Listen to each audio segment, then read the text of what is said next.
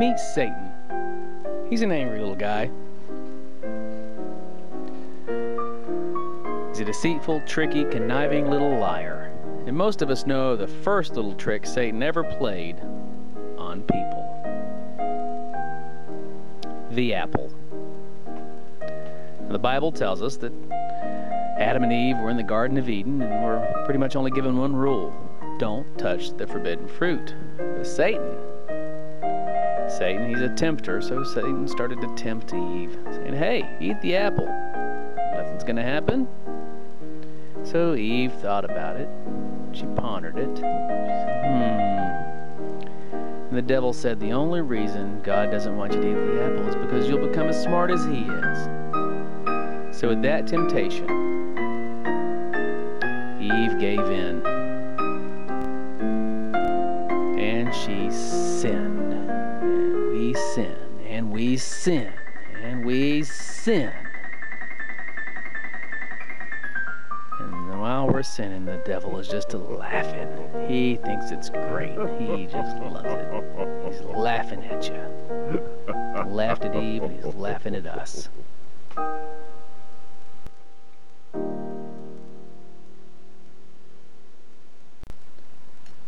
So you're just home from an evening service at church on Sunday night.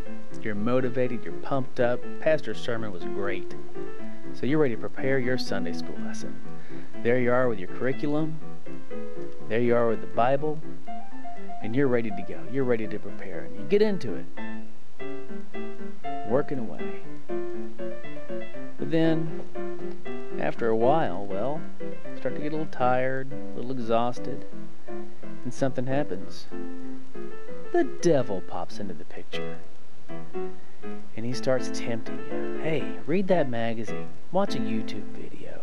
You're tired, it's okay. But this isn't the devil's biggest trick. Because if he was in your face, you could probably confront him.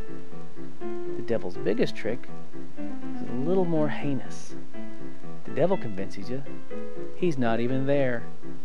So it's innocent. Everybody gets tired, everybody gets exhausted. You've been working hard, you deserve a break, don't you?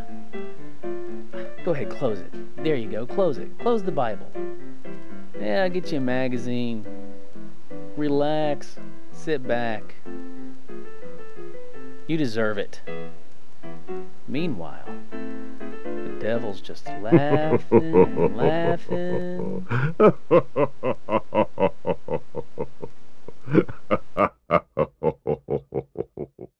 I have a friend named Alan. And Alan used to own an old, beat-up Toyota. Poor thing barely ran. Ugly little thing, but Alan loved it.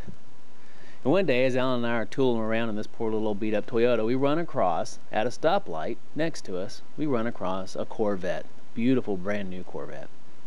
And Alan looks at me, all full of courage and bravery and boldness and confidence, and he says, how much you want to bet I can take that Corvette? I said, Alan, your Toyota barely runs. You're not going to outrun that Corvette.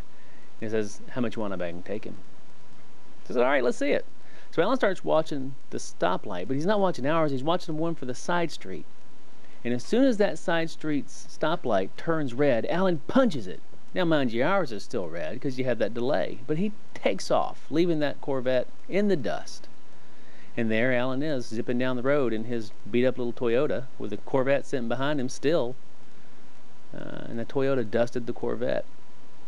And he tells me something that stuck with me over the years. He says, the best way to win a race is to make sure you're the only one that knows you're racing. Yeah, and that got me thinking about us and Christians now, and that little fellow we've been talking about, the devil.